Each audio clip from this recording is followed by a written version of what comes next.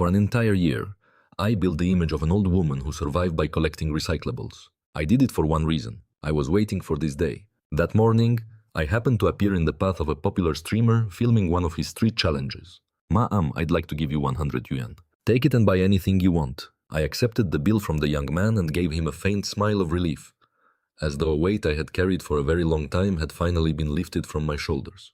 He had no idea that this single banknote would allow me to complete my plan for revenge in front of hundreds of thousands of witnesses. I had just dropped several plastic bottles from a trash bin into my woven sack when I heard his voice behind me again. Ma'am, this is for you. 100 yuan. A fashionably dressed young man was pointing his phone camera at me. He tried to hide the contempt in his eyes, but I saw it clearly. When I pretended not to understand, he pulled out a red banknote and pressed it into my hand. Go ahead and take it. You can buy whatever you like. I tightened my fingers around the money and narrowed my eyes at the phone screen.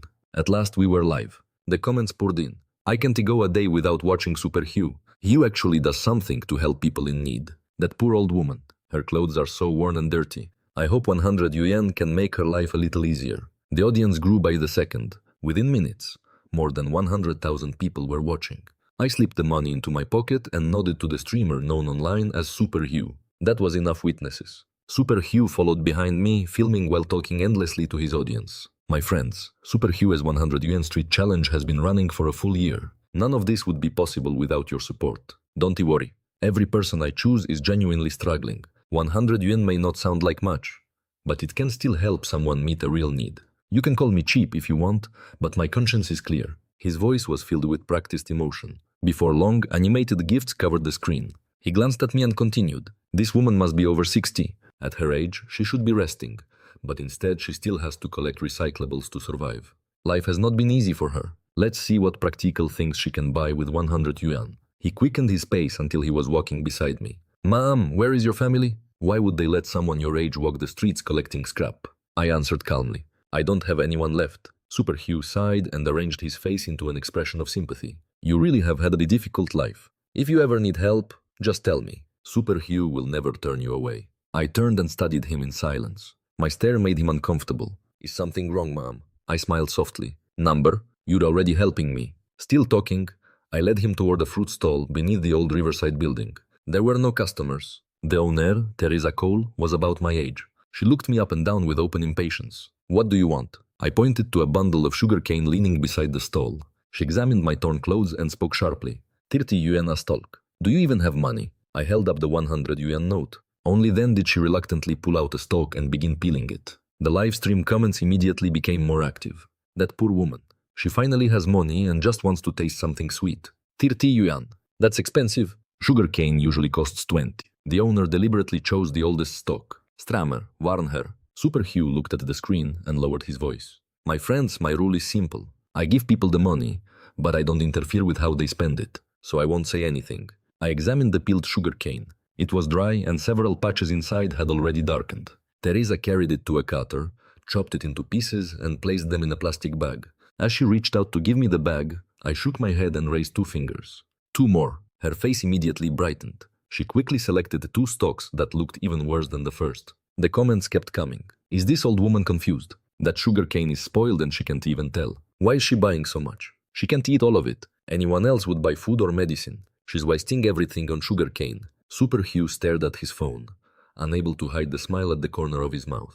Arguments created engagement. Engagement created popularity. Within a short time, tens of thousands of new viewers joined the broadcast. Teresa quickly finished cutting the other 2 stalks. I stood in front of her and watched in silence. As she gathered the 3 bags to hand them over, a powerful gust of wind swept through the market.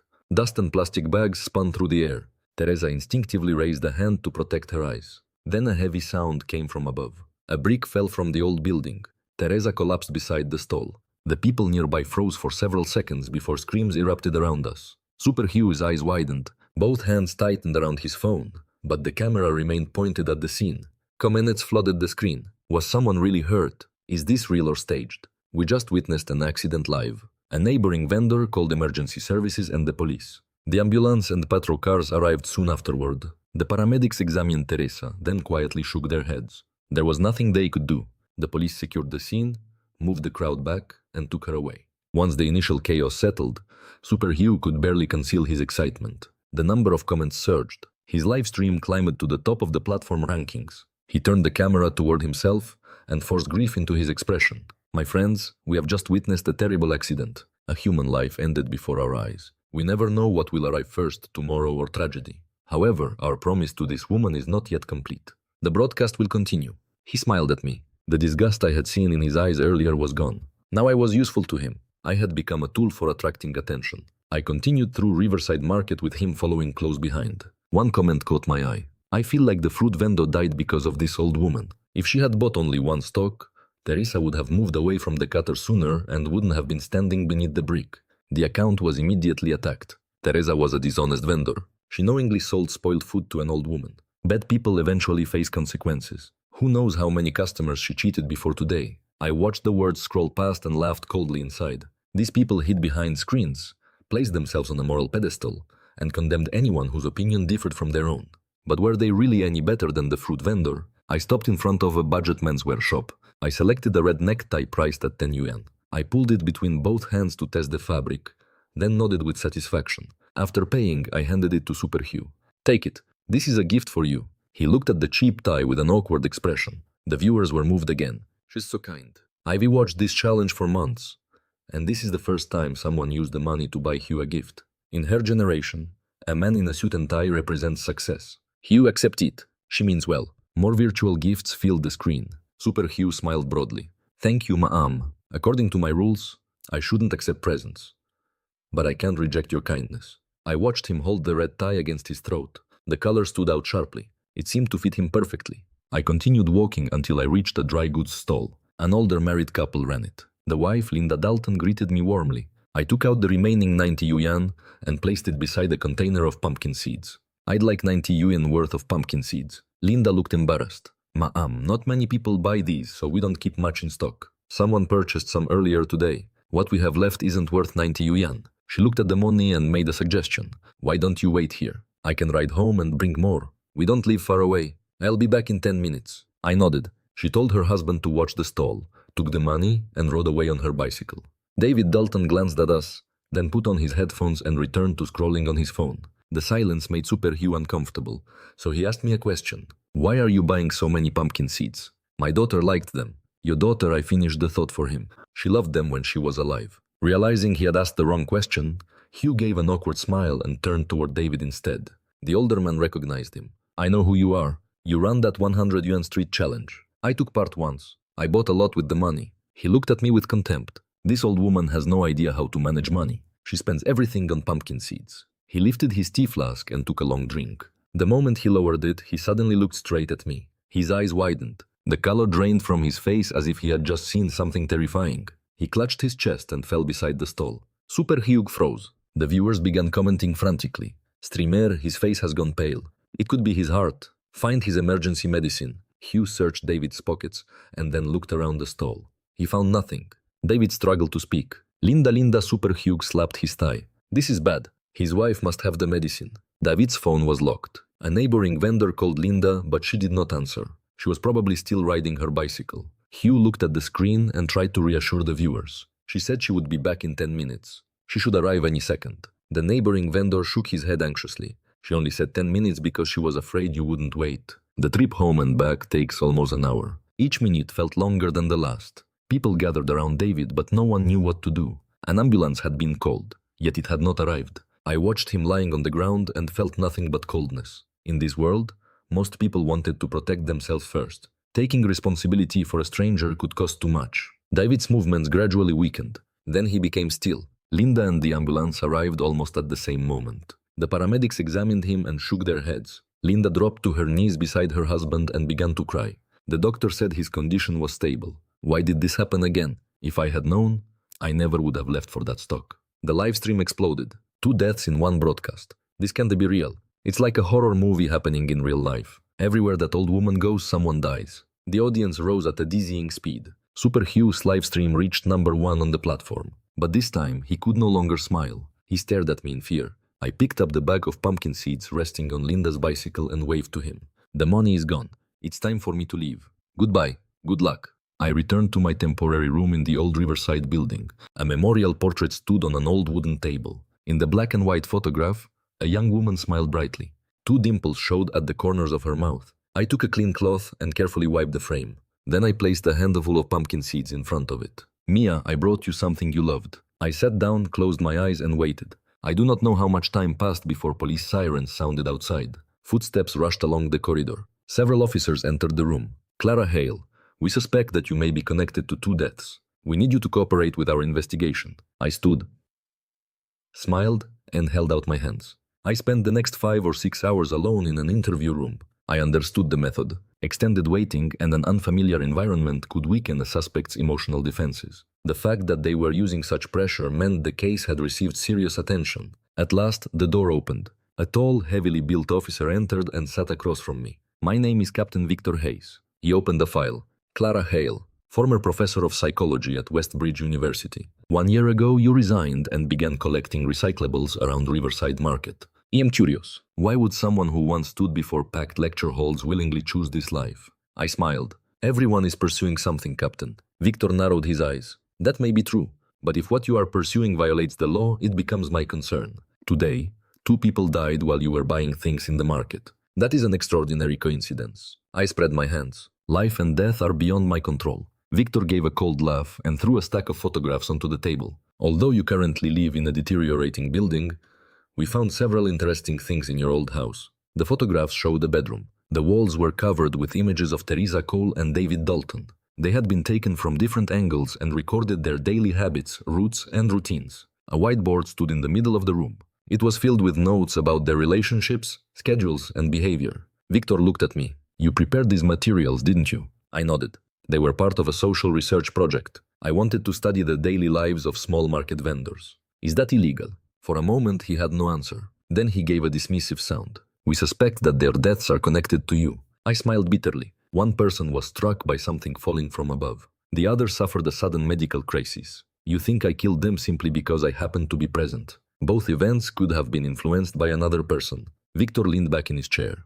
We inspected the roof. We also sent David Dalton's tea flask for analysis. If you tell the truth now, your cooperation may be considered later. He closed his eyes as though he had decided to rest. I knew he was trying to increase the pressure, so I leaned back and relaxed too. A while later, the door opened again. A young officer entered carrying 2 reports. Victor immediately stood and took them. Clara, this is your last chance. When I remained calm, he placed the reports heavily on the table and began reading. The rustling pages were the only sound in the room. With every page, his expression darkened. The laboratory found nothing unusual in David's tea. The brick showed no clear evidence that anyone had interfered with it. Victor stared at me in disbelief. How is that possible? I smiled helplessly. If there is no problem, may I leave? I'll continue cooperating if you need me. His jaw tightened. You're eager to leave because one person is still alive, aren't you?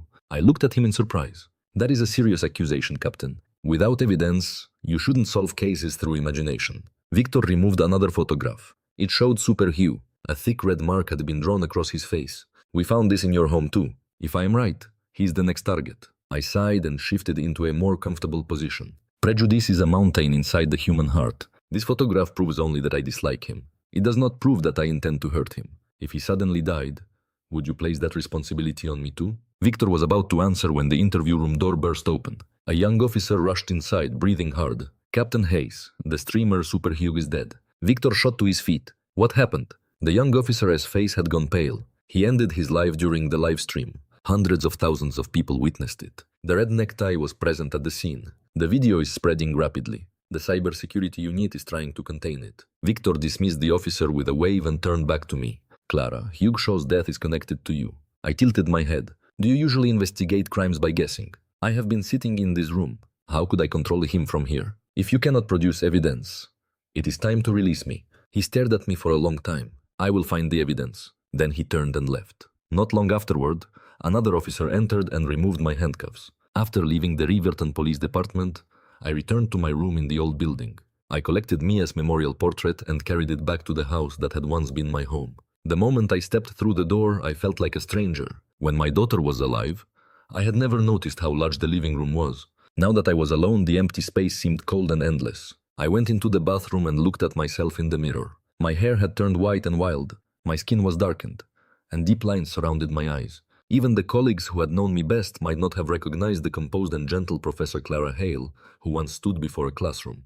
I did not feel sorrow when I saw my reflection. Instead, I began to laugh. I laughed until I no longer had the strength to stand. After a hot bath, I went to bed and slept deeply.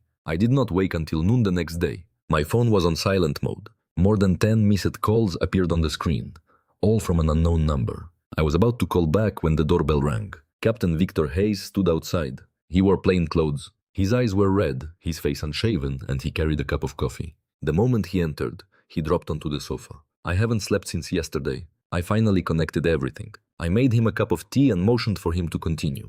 To understand this case, we first have to understand the relationship between you and the 3 people who died. After investigating, I realized the 4 of you were like 4 separate lines. There was only one point where those lines crossed. Your daughter, Mia Hale. At the sound of her name, the corner of my eye twitched. Victor continued. The 100 UN Street Challenge was originally Mia's idea. She created videos helping people in difficult circumstances and quickly gained a large audience. Teresa Cole, the fruit vendor, and David Dalton, the dry goods seller, both appeared in her challenge. Later, Mia was accused of staging her videos and misusing donated money. An online harassment campaign began almost overnight. Even after she deleted her account, the attacks continued. Eventually, she made a desperate decision and passed away. After that, Hugh Shaw began using the name Super Hugh and continued the 100 UN Street Challenge.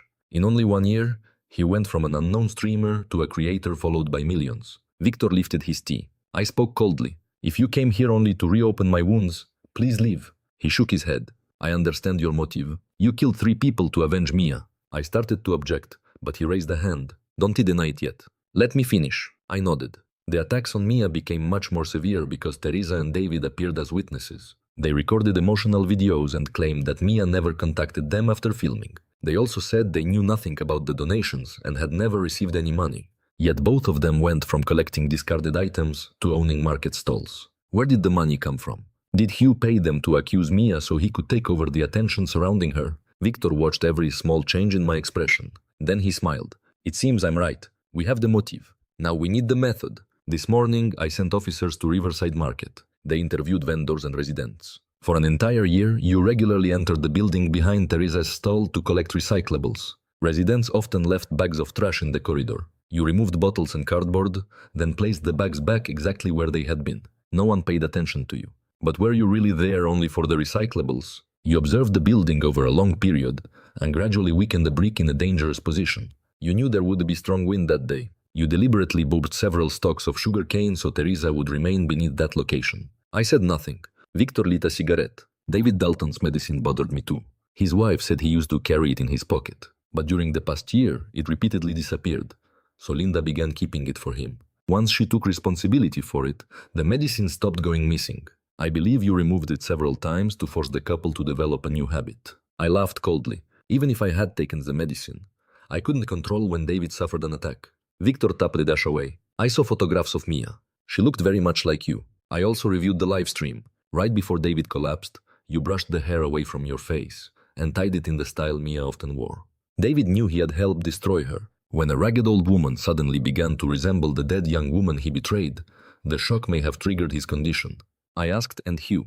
He died in front of hundreds of thousands of viewers. Did I do that too? Victor moved one finger from side to side. Hugh made the final decision himself. What interests me is why. He had a 4-year-old son. Because of the family's circumstances, the boy may have been the only child he could ever have. If you threatened the child's safety, everything would make sense. I leaned back against the sofa. That is still only a theory. Victor took out a phone. Deleted conversations can sometimes be recovered. Before his death, Hugh removed the contact from his messaging account. That contact had called him. We traced the account to another phone number registered to you. How do you explain that? My fingers tightened slightly around the edge of my clothing. Victor noticed immediately. A confident smile appeared on his face. My guess is that during the call you revealed your identity. Then you told Hugh that Teresa and David had not died by accident. You warned him that if he refused to obey, his son would be in danger. Hugh had just witnessed 2 deaths. He was terrified and unwilling to gamble with his child's life. So he followed your instructions during the live stream, and the red necktie you gave him became part of the scene. Am I right, Clara? I regained my composure. You have an impressive imagination. You should write novels. But to convict me, you still need evidence. Victor's expression hardened. You have been lucky. Every part of an almost impossible plan somehow succeeded. But luck does not last forever. He played a video on his phone. The footage had been recorded on the roof shortly before dawn. The light was dim. A figure wearing gloves stood beside the edge examining the brick. That figure was me. Victor took out a pair of handcuffs. You studied the building and believed there were no cameras on the roof. But several days earlier, a resident's laundry repeatedly disappeared. He installed a hidden camera to catch the thief. He did not record the person stealing clothes. He recorded you. Victor stepped closer. Clara Hale, you need to come with me. I leaned back against the sofa and slowly closed my eyes. In the interview room, I confessed to the motive and the preparation. My statement matched Victor's theory almost perfectly. After the officer recording the confession left, Victor sat across from me. I have a daughter too. I can understand part of what you felt, but the law cannot ignore the consequences. Based on this confession, you may face a very severe sentence. I smiled peacefully. Captain Hayes, the people of this city are fortunate to have such a devoted officer. My husband died young. Mia became my entire reason for living. After she passed away, there were many days when I no longer wanted to continue. Only anger kept me moving. Now it is over. There is nothing left for me here. Victor looked at me with regret before leaving the room. I remained in detention for 5 days. During that time, Victor visited once. He said the case had attracted too much attention and would be processed as quickly as possible. My court hearing was scheduled for the following day. When he saw how calm I was, he could only shake his head. That evening, rapid footsteps echoed through the corridor. Victor rushed to my detention cell. His face showed both shock and suspicion. Clara, you didn't carry out those deaths alone, did you? I looked up. Captain, my trial begins tomorrow. Why are you changing your theory now? His eyes were firm. For days, I have felt that I missed something important. I have been a police officer for 10 years. I trust that instinct. So I returned to your house and found this. He removed a photograph. In it, Mia was holding my left arm and raising 2 fingers in a victory sign. A young man stood on my right, smiling toward the camera. This photograph was hidden inside a psychology book beside your bed. Who is the man? I frowned. My daughter's former boyfriend, Derek Hughes. I forgot to throw the picture away. Victor put the photograph aside. Judging from your voice, you hated him. I answered coldly. When Mia was attacked online, he abandoned her immediately. He did not even attend her funeral. He had no conscience. Victor nodded thoughtfully. Can you describe the crime again from the beginning? The sudden change of subject surprised me, but when he insisted, I repeated the story. Victor leaned against the wall and tapped one finger rhythmically. You cannot see the whole mountain while standing inside it. After finding new information, I reviewed your confession. There are too many things that do not make sense. He raised one finger. First, the falling brick was too unpredictable. The wind was strong that day. You could not guarantee that the brick would fall at the exact moment Teresa stood beneath it. Second, the explanation for David's collapse is weak. You resemble Mia, but the difference in age is obvious. Changing your hairstyle would not be enough to make him believe the dead had returned. Third, one threatening phone call might not have driven Hugh to such a desperate act. He had money and influence. He could have taken his family away or contacted the police. I said, you don't have to circle around the point. Say what you mean.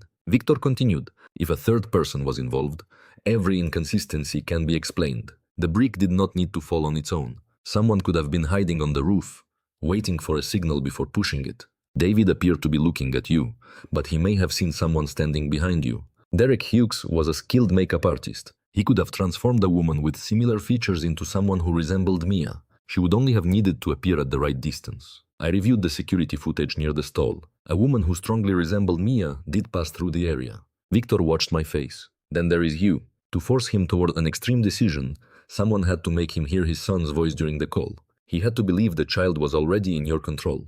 That was why he did not contact the police. Am I right? I smiled. You really are talented. I approached Hugh's son and made the child cry during the call. I did everything myself. I may dislike Derek, but I will not allow him to take responsibility for my actions. Victor suddenly raised his voice. How long are you going to protect him? I checked the timeline. When Hugh received the call, his wife and son were at Northgate Amusement Park. You were in South Bank, near the old Riverside building. You could not have reached the child. Someone else was operating in the shadows. That person was Derek Hughes. I smiled through clenched teeth. Then arrest him. I have no affection for Derek. Victor looked at me coldly. You don't need to provoke me. I already have evidence. He played another video. A man wearing a cap appeared on the amusement park footage. It was Derek. He was present at the exact location where Hugh's son was playing. That day, Hugh's wife lost her phone. The boy said that while his mother was in the restroom, a man in a cap approached him.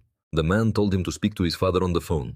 He caused the child to cry, then walked away with the device. The boy identified Derek in a photograph. Clara, what do you have to say? I looked at him with apparent despair. Why must you investigate every last detail? Someone has already confessed. Isn't that enough? Victor looked at me with pity. I do not need someone who is merely willing to confess. I need the truth. Otherwise, I am not worthy of the uniform. Where is Derek? I lowered my head and remained silent. Victor shook his head. You don't have to tell me. I already know. Residents around the old building said they had not noticed any strangers entering. That means Derek was not a stranger to them. He had been living there. After your arrest, he believed he was safe and saw no reason to leave.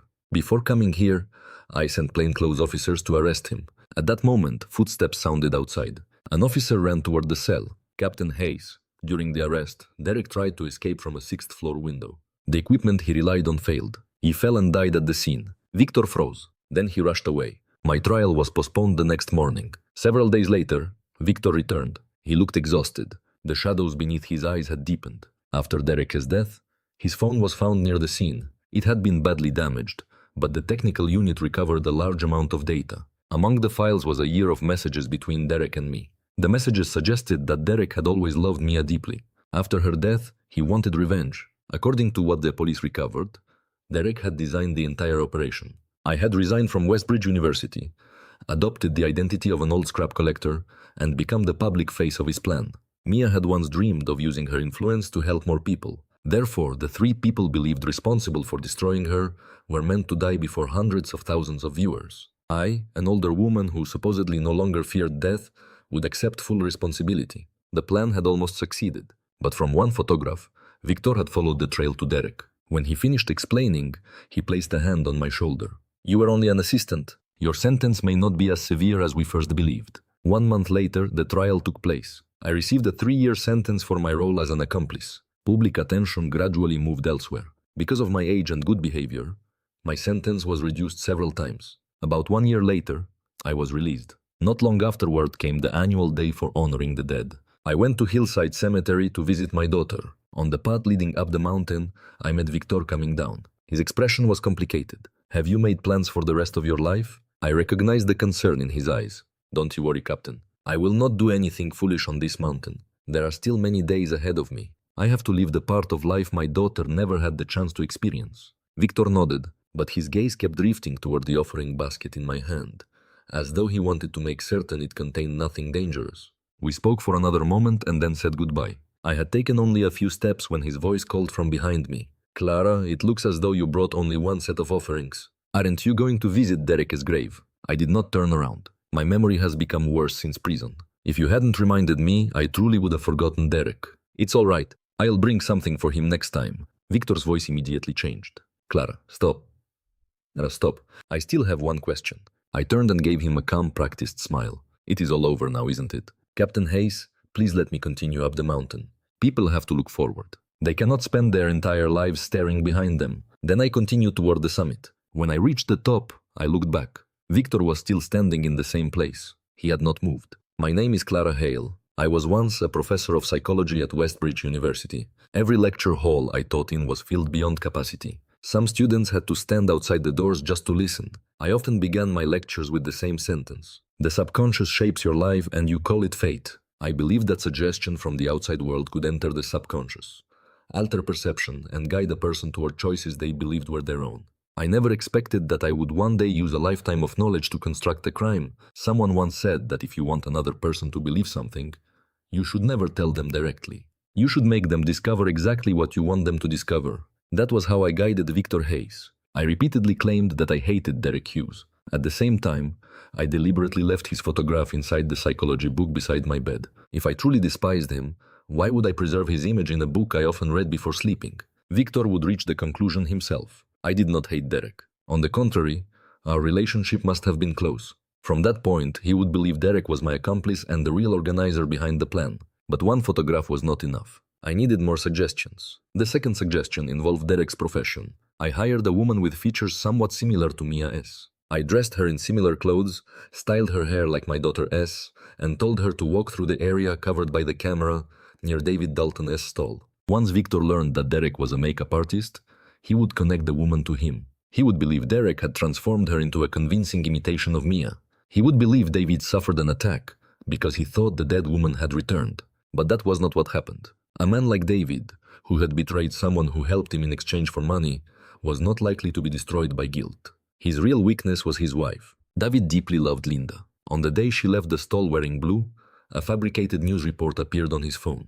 It claimed that a woman named Linda, dressed in blue, had been involved in an accident near the market. The name matched. The clothing matched. David believed the victim was his wife. When he looked up at me, he was not seeing Mia. He had just heard something that shattered him emotionally. That was why he kept calling Linda's name. It was not because she had his medicine. He wanted to know whether his wife was still alive. I led Victor down the wrong path in many ways. But one thing I told him was true. I hated Derek. I hated him more than you, Teresa, or David. Because the person who finally pushed Mia beyond what she could bear was Derek Hughes. While Mia was active online, she used the 100 UN street challenge and legally collected donations to help people living in hardship. She changed more than one life. Her audience trusted her. The accusations from Teresa and David alone would not have destroyed her. Mia was gathering evidence. She was exposing inconsistencies and slowly turning public opinion back in her favor. Then the person closest to her betrayed her. Derek accepted money from Hugh Shaw and secretly altered financial data connected to Mia's account. He made the accusation of donation theft appear undeniable. When the falsified records appeared online, people who once supported Mia believed they had been deceived. The harassment intensified immediately. Mia soon realized that Derek was the one who had betrayed her. The pressure from the public, combined with the betrayal of the man she loved, broke something inside her. Mia had always been an optimistic child. When she fell as a little girl, she would stand up and comfort me before I could comfort her. "Mom, I am fine. Don't worry." During college, she was injured in a traffic accident. When I reached the hospital, she was lying beneath several bandages. The moment she saw me crying, she reached up and wiped away my tears. "Mom, I'm strong. I am not going to leave you that easily." But in the end, she could no longer comfort me. Without Derek's betrayal, Mia might still have been alive. I wanted revenge, and Derek was the most important target. But my daughter and I had once made a promise. If one of us left first, the other would travel to the places we had never seen together. We made a list of destinations. Because of that promise, I could not die. I could not finish the revenge and then abandon the life my daughter had left behind. I needed to survive long enough to complete the journey for both of us. For 1 year, I prepared a plan that would make everyone responsible pay while allowing me to avoid the harshest possible sentence. I investigated Derek and learned why he betrayed Mia. He was consumed by gambling and debt. Even after Mia died, he continued placing bets. Before long, he lost all the money Hugh had paid him and borrowed even more. That was when Warren Cole approached him. Warren quickly became a man Derek trusted like a brother. When he learned Derek had nowhere stable to live, Warren allowed him to stay in an empty room behind Teresa's fruit stall. On the night of the final operation, Warren contacted Derek and said he knew someone willing to lend him enough money to settle his debts. He arranged a meeting at Northgate Amusement Park. While Derek went to the park, Warren carried out the remaining work. He took Hugh's wife's phone, approached their son, and used my secondary messaging account to place the call. Warren wore a cap that covered most of his face. The lower half of his features resembled Derek's just enough for a frightened child to confuse the two later.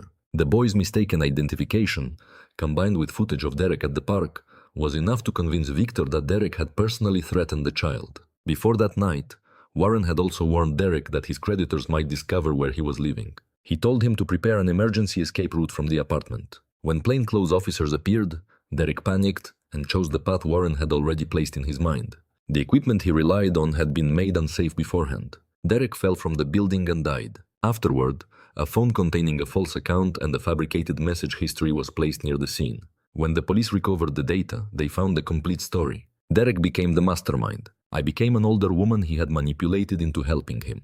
Who was Warren Cole? In one of Mia's old videos, the main subject was a young man in his 20s searching a trash bin for expired bread. After receiving 100 yuan, he bought a simple meal and spent the rest on a scratch card. The viewers attacked him immediately. They called him a hopeless gambler and said giving him money was a waste. Mia still exchanged contact information with him. She hoped she could help him climb out of the life he had fallen into. At first, he often lied to her and asked to borrow money. I told Mia to stop helping because he would probably gamble everything away. One night, he called her in tears. "I lied to you. I lost all the money gambling." Mia answered, "I know, but I was more afraid that one day you would truly need help and no one would believe you. I am glad you told me the truth. If you really want to stop gambling, I'll help you as much as I can." From that day forward, the young man never gambled again. His name was Warren Cole. He was the real person operating in my shadow. He was the Derek Hughes in the story I constructed for Victor Hayes. Other than me, Warren was the only person in the world who had genuinely cared for Mia. When I reached the top of the mountain, fresh flowers and memorial offerings had already been arranged beside my daughter's grave. The grass around the headstone had been cleared. Warren stepped out from behind it, took the basket from my hand, and gave me a gentle smile. When I go down the mountain, I am going to turn myself in. Then he bent forward and began coughing. Years of homelessness and deprivation had destroyed his health. The doctor says I don't have much time left. I didn't tell you because I didn't want you to worry. Now everything is finished. I can finally be at peace. When he saw the concern on my face, he waved one hand. I used to run from creditors and live like a rat in the dark. Not until I met Mia did I understand what it felt like to stand in the sunlight. For the last part of my life, I want to walk forward honestly. Warren bowed deeply to me. Then he looked at me as grave for a long time before turning toward the path down the mountain. I stood still and watched him follow the winding trail. His figure became smaller with every step. At the foot of the mountain, he eventually met Captain Victor Hayes. I turned back to the headstone and placed the bag of pumpkin seeds beside it. Mia, I'm here. I still remember our promise. The mountain wind moved through the flowers. I raised my eyes toward the road ahead. The revenge was over, but the life my daughter had left for me to live was still very long.